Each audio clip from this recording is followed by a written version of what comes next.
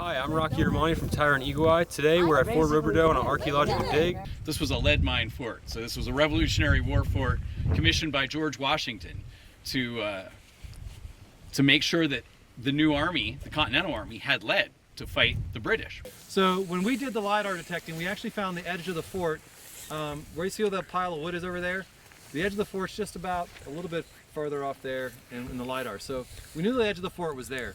We also detected a road that came through this field, but the road more or less comes out of there, comes through here, and then comes right to this corner. And in this corner, where the jungle is, where we have the keep out sign, is probably where the blacksmith was. We found a large concentration of horseshoes and other blacksmith materials right in that area.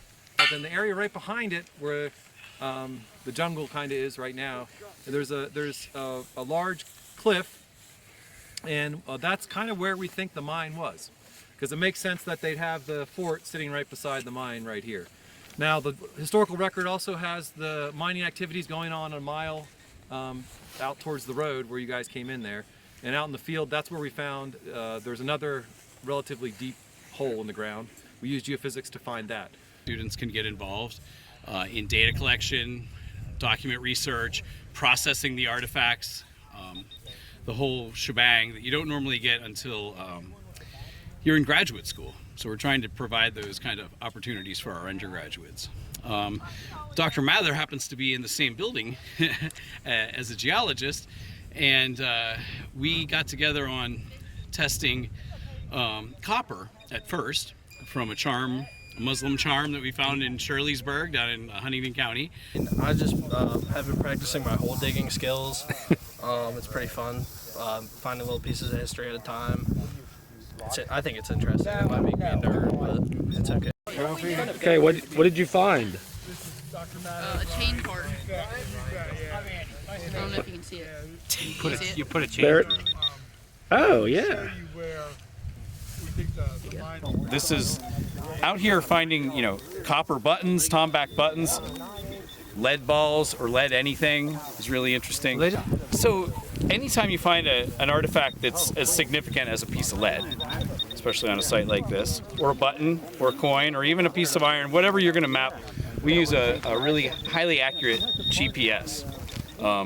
This thing is sub-meter, meaning it gives you more accurate than a meter. Sometimes we can get down to 15 centimeters, which can then be dumped into a mapping program or a GIS, and we can continuously keep track of all the finds, right?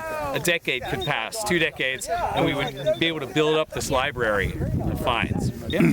So this piece, it's hard to say whether it's a deformed ball or just a chunk of lead, but out here on the frontier, lead was valuable, right? This was a lead mine to produce it. We found that a lot of the lead that people were using in their weaponry wasn't necessarily mined here, right? So this could be a piece of English lead. It could be a piece of local lead. We don't know until we test it.